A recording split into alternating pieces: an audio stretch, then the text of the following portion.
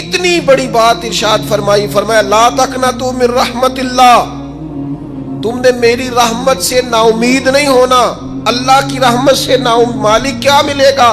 فرمایا ان اللہ یغفر الذنوب جميعا، اللہ سارے گناہ معاف فرما دے گا۔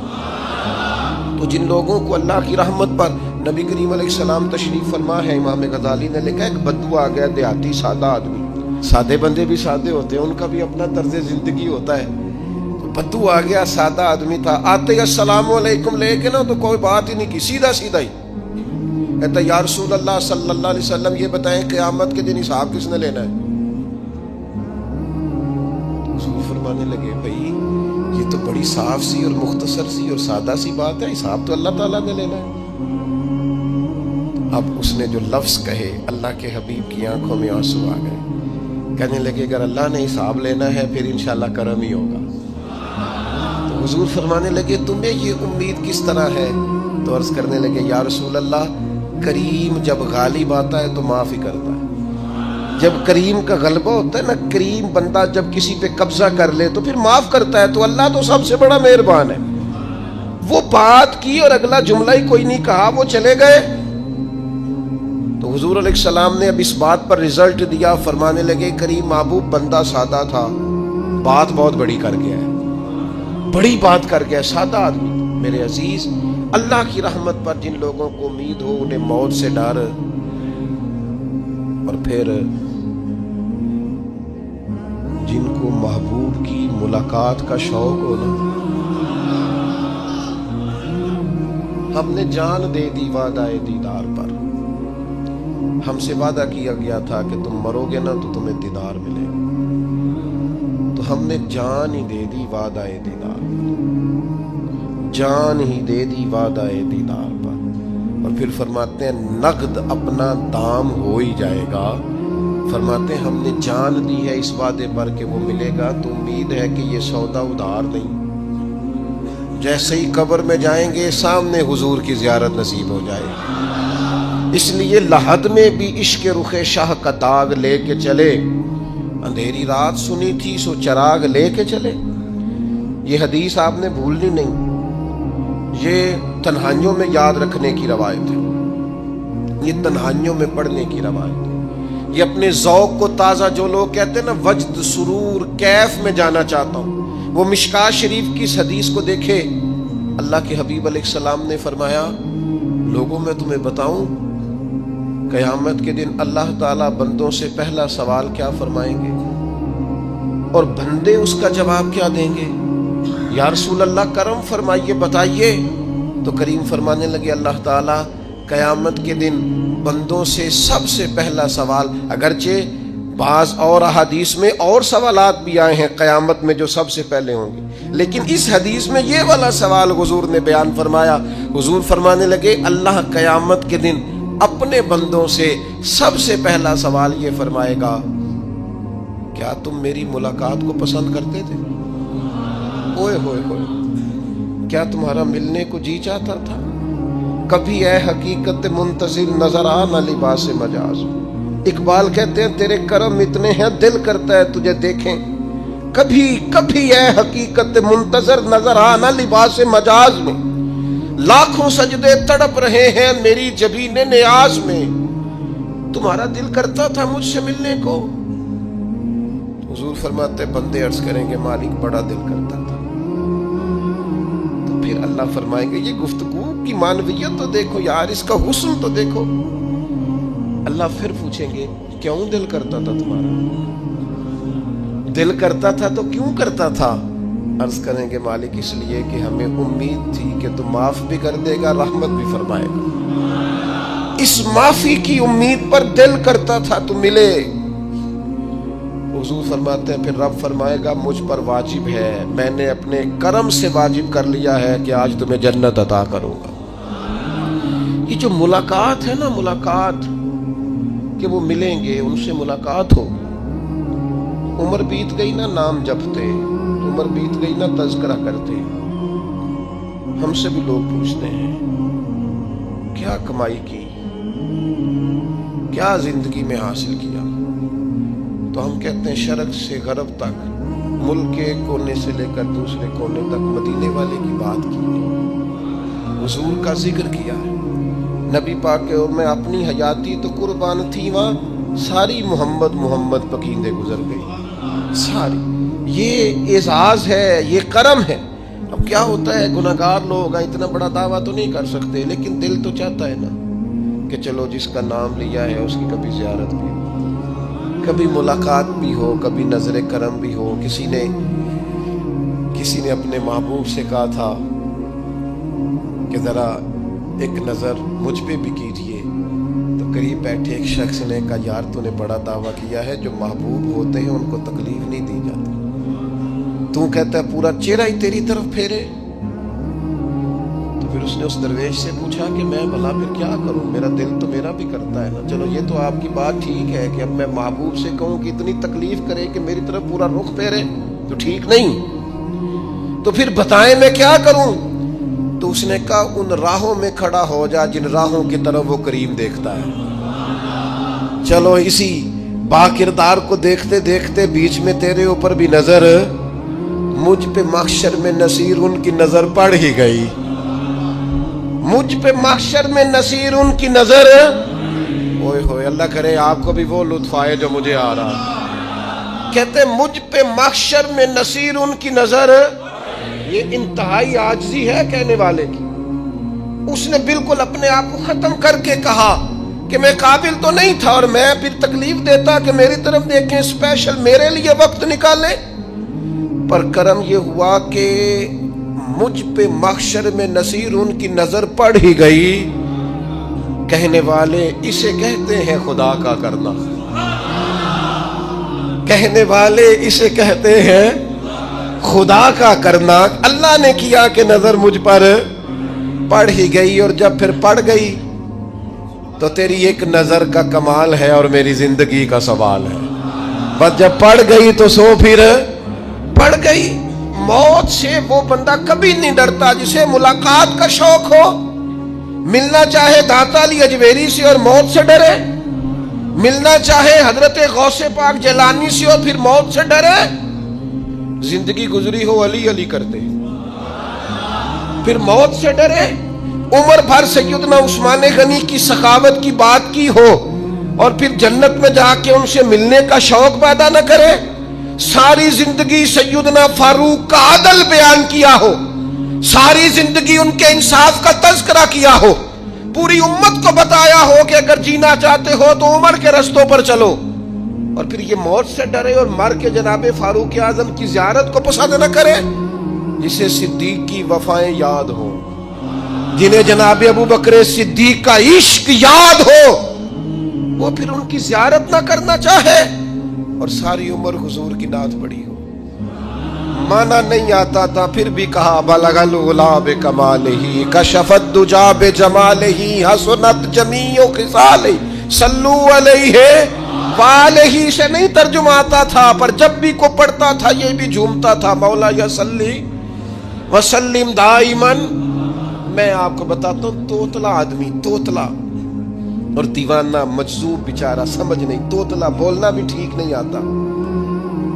مجھے نماز کا سلام پھرا تو وہ جلدی آ گئے، وہ ایک مجذوب آدمی تھے، سادے تھے، تو سلام لی تو کہنے لگے میں گل کرنی سی، تو میں نے ان سے کہا کہ تھوڑی دیر کے بعد ملتے ہیں۔ سادہ آدمی ہے، اللہ مجھے معاف کرے، میں کوئی نقل تو نہیں ان کی اتار سکتا، اس زبان کو ہم توتلی نہیں کہتے، ہم اس زبان کو بلالی زبان کہتے ہیں۔ یہ بڑی خوبصورت زبان ہوتی ہے، یہ جو توتلے لب و لہجے ہوتے ہیں نا، وہ جب بچہ پوری طور پہ اماں نہیں کہہ سکتا، توتلا ہوتا ہے، تو کوئی مزہ آتا ہے اماں کو اماں کہلوانے میں۔ جب وہ پوری طور پر باپ کو بابا نہیں کہہ سکتا اور توتلا ہوتا ہے تو کوئی مزہ آتا ہے کہنے میں۔ وہ جب دادی نانی دادا کہتا ہے تو دادے کا دل کرتا ہے یہ 100 بار کہے، چونکہ اسے کہنا نہیں نہ آتا، لیکن اس توتلاہٹ میں جو اس کو لطف آتا ہے۔ مجھے بڑے لوگ آ کے شعر سناتے ہیں، میں نے بڑے خوشگلو نعت خانوں سے زندگی میں سنا ہے، وہ صاحب میرے پاس آئے اور میں نے کہا بعد میں ملیں گے، تو سادہ آدمی ہے، مجذوب ہے، پورا شعور نہیں رکھتا، مجھے کہنے لگا مصطفیٰ جان رحمت کے بعد، مصطفیٰ جان رحمت پہ لاکھوں سلام کے بعد، یعنی معنی یہ تھا کہ سلام کے بعد، تو اب بڑے بڑے سریلے بندوں سے بھی بندہ سنتا ہے میرا دل کرے، اور میں نے جان بوجھ کے ان سے کہا دوبارہ کیا آج ذرا، کیونکہ توتلے تھے نا، میں نے کہا تو کہنے لگے مصطفیٰ جان رحمت پہ لاکھوں سلام کے بعد او میرے عزیز یاد رکھو ساری زندگی حضور کی نعتیں پڑھی، نبی پاک کے تذکرے سنے، اب موت سے ڈر جائیں؟ حالانکہ موت تو ایک پل ہے، پل سے گزریں گے تو سامنے اللہ کا دیدار بھی ہوگا، مدینے والے کی زیارت بھی نصیب ہوگی، تو زیارت ہوگی، اور ہر نظر کانپ اٹھے کہ محشر کے دن خوف سے ہر کلیجہ دہل جائے گا، اوڑھ کر کالا جبہ وہ آ جائیں گے اور سارے محشر کا نقشہ بدل جائے گا۔ یہ موت کا خوف نکالنے والی چیزیں ہیں، ڈر۔ اچھا مجھے ایک بات بتائیں، یہ میں امید کی بات کرنے لگا ہوں، چلیں اب یہ بات تو مشکل ہے پر کرنی پڑے گی، مجبوری ہے۔ کبھی کبھی ابا جی سے مار بھی پڑ جاتی ہے بندے کو، گھر میں کو 2-4 لگ بھی جاتی ہیں، تو اس وقت نا جو سب سے بڑا سہارا کسی کو نصیب ہوتا ہے وہ یہ ہوتا ہے کہ اللہ کرے اماں گھر میں موجود ہو۔ اور میں نے دیہاتوں میں کئی مائیں ایسی دیکھی ہیں جو بیٹے کے حصوں کی مار کھاتی ہیں، ابا نے ڈنڈا لے لیا ہے بیٹے کی غلطی پہ، اب اماں بیچاری سامنے ہو گئی ہے، 2-4 اس نے بھی کھا لی۔ یہ بات آپ سمجھیں، موت کا خوف نکالنے کے مفہوم میں بات عرض کر رہا ہوں۔ اماں موجود ہو نا گھر میں تو ابا سختی بھی کرنے لگے تو کسی وقت احساس ہوتا ہے کہ جناب یہ سختی نہیں ہوگی کیونکہ میری اماں، اور اماں پوری وکیل بن جاتی ہے، کہتی تو نہیں پتا وہ ہو گئی غلطی، وہ فلانے دے منڈے نے خراب کیتا ہے، حالانکہ ہو سکتا ہے اس نے اس کو بھی خراب کیا ہو، لیکن وہ اماں وکیل ہے، وہ وکالت کر رہی ہے اور وہ بے لوث کر رہی ہے، ہوتا ہے ایسے۔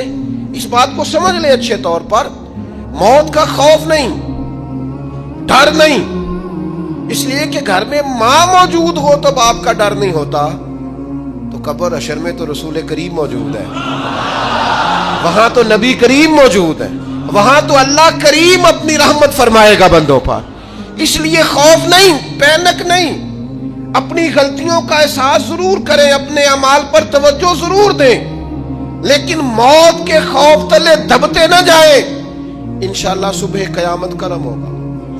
میرے نبی پاک علیہ الصلوۃ والسلام نے تو فرمایا ہے بس ہم نے ایمان کامل لے کے جانا ہے دنیا میں۔ حضور نے فرمایا ہے جس طرح 14ویں رات کا چاند چمکتا ہے اس طرح میرے غلاموں کے چہرے چمکیں گے قیامت میں۔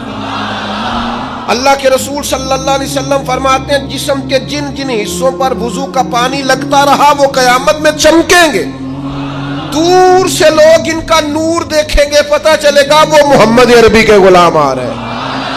یہ کرم ہوگا صبح قیامت، یہ عطائیں ہوں گی، اس لیے مومن موت سے ڈرتا۔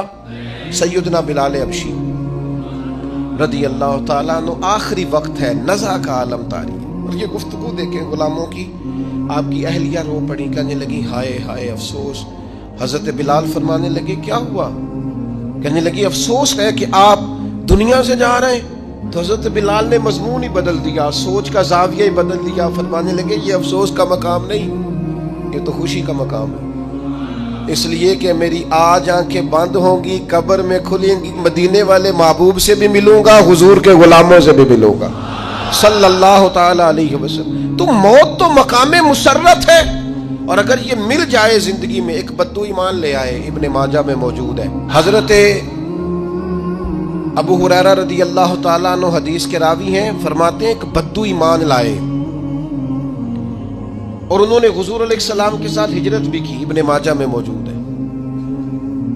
تو نبی پاک علیہ السلام نے نا انہیں ایک صحابی کے ساتھ کر دیا، وہ ان کے کام کاج میں مصروف ہو گئے ان کے ساتھ۔ تو حضور علیہ السلام نے نا ایک جگہ سے مال غنیمت آیا، تو طریقہ مبارکہ یہ تھا کہ مال غنیمت میں سب کو حصہ دیا جاتا تھا، اگرچہ وہ جہاد پہ نہیں گئے لیکن حضور نے انہیں بھی حصہ دیا، تو وہ صحابی تو رو پڑے، عرض کرنے لگے حضور میں اس کے لیے تو ایمان نہیں لایا تھا۔ حضور نے فرمایا پھر بتائیے، گرچہ حضور جانتے ہیں کس لیے لائے تھے؟ عرض کی حضور میں تو اس لیے ایمان لایا تھا کہ میں رب کی راہ میں لڑوں گا اور میں اپنی جان پیش کروں گا، میں شہادت کے لیے ایمان لایا تھا، مجھے یہ مال دولت نہیں چاہیے۔ تھوڑی ہی دیر گزری کہ ایک اور مارکے کا اعلان ہو گیا، جنگ کا اعلان ہو گیا۔ حضور نے فرمایا چلو، وہ گئے، اور چند ہی لمحے گزرے کہ وہ میدان میں اترے اور پھر شہید ہو گئے. صحابہ کرام ان کی مقدس لاش مبارک کو اٹھا کے محبوب کے قدموں میں لائے تو نبی کریم نے کیا خوبصورت بات ارشاد فرمائی. حضور فرمانے لگے دیکھو اس نے اللہ کی تصدیق کی ہے تو رب نے بھی اس کی تصدیق فرما دی. اور پھر یہ دو جملے محبوب کہتے کہتے اٹھے اور پھر حضور نے اپنا جبہ مبارک اتارا اور اتار کے فرمایا اس بندے کو نہ اس جبے میں کفن دے دو, اس میں اسے کفن دو, اس لیے کہ تو شہادت کے لیے ایمان لایا, موت کی آنکھوں میں آنکھیں ڈال کے جیا, اپنی زندگی کمزور نہ گزارے. مسلمانوں پہ کافر کا روب طاری ہو گیا ہے. ایک تو ہوتا ہے نا کہ کوئی مدد کرنا, کوئی آگے بڑھنا, فلسطین کا نام تک نہیں لے رہے حکمران زبان سے, ذکر تک نہیں کر رہے, چینل ذکر نہیں کر رہے. اتنا روب, اتنا کفر کا خوف, صرف اس لیے کہ ہمیں موت کا ڈر ہے, مر جائیں گے تو بستر پہ نہیں مریں گے, بیماریوں سے نہیں مر جاتے لوگ. خدا کے بندو اپنی زندگی میں اتنا خوف اگر موت کا پیدا کر لو گے. حضرت سعید ابن جبیر رضی اللہ تعالیٰ عنہ بہت بڑے فقیہ تھے. حجاج بن یوسف نے بلایا اور کہنے لگا میں تمہیں موت دینے لگا ہوں, مار دوں گا تمہیں. بڑا ظالم آدمی تھا, بڑے لوگ اس نے قتل کیے تھے. حضرت سعید رضی اللہ تعالیٰ عنہ مسکرا پڑے اور غصے میں آیا, کہنے لگا کیوں ہنستے ہو؟ فرمانے لگے تو بڑا بیوقوف ہے, تجھے کس نے کہا زندگی اور موت تیرے ہاتھ میں, یہ تو تب آئے گی جب میرا رب چاہے. کہنے لگا لے جاؤ ان کو اور جا کے قتل کر دو. تو وہ جب جلاد لے جا رہے تھے تو آپ اور کھل کے مسکرائے, ہنسے. یہ آپ کی طاقت ہے کہ موت کو دیکھ کے مسکراہٹ ہو, لبوں پہ تبسم رقصاں ہو, مسکرائے. جب آپ مسکرا رہے تھے تو اس کو اور غصہ آیا, واپس بلایا. کہنے لگا مسکراتے کیوں ہو؟ فرمانے لگے تیری جرت پہ مسکرا رہا ہوں اور اس بات پہ مسکرا رہا ہوں کہ رب کتنا بے نیاز ہے, تیرے جیسے لوگوں کو بھی مہلت دے رکھی ہے. کتنا بے نیاز ہے, تیرے جیسے لوگوں کو مہلت دے. اور غصے, کہنے لگا میرے سامنے قتل کرو. حضرت سعید ابن جبیر رضی اللہ تعالیٰ عنہ نے منہ کعبے کی طرف کر کے پڑھنا شروع کیا, انی وجہت وجہی للذی فطر السماوات والارض حنیفا وما انا من المشرکین. آپ یہ پڑھ رہے تھے تو کہنے لگا اس کا منہ کعبے سے پھیر دو. کعبے سے منہ پھیرا تو آپ فرمانے لگے تو بڑا ہی بیوقوف ہے, میرا رب کو صرف کعبے کی طرف مقید ہے, وَلِلَّهِ الْمَشْرِقُ وَالْمَغْرِبُ فَأَيْنَمَا تُوَلُّوا فَثَمَّ وَجْهُ اللَّهِ. چہرہ پھیر دیا جب اس نے تو آپ فرمانے لگے مشرق بھی اللہ کا, مغرب بھی اللہ کا. اور اللہ فرماتا ہے تم جدھر بھی منہ کرو ادھر ہی اللہ کی رحمت ہے.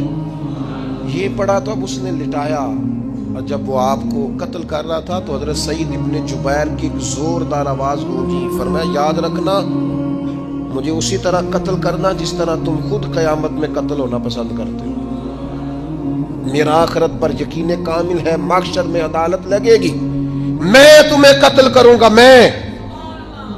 حضرت سعید ابن جبیر کی وہ جرت تھی کہ دربار سارا لرز گیا حجاج کا.